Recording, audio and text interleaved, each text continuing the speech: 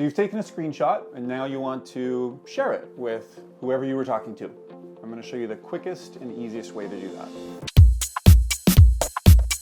Once you've taken a screenshot with Command-Shift-4 and then you just drag a box, if you're quick, you can just click the little thumbnail in the bottom right corner of your screen and hit the share square. And from here you can send it via mail or messages.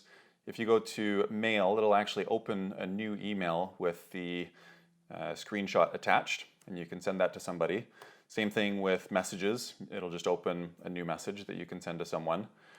Or if it's something that you have on your desktop, then when it's on the desktop, you can actually drag it onto the app icon.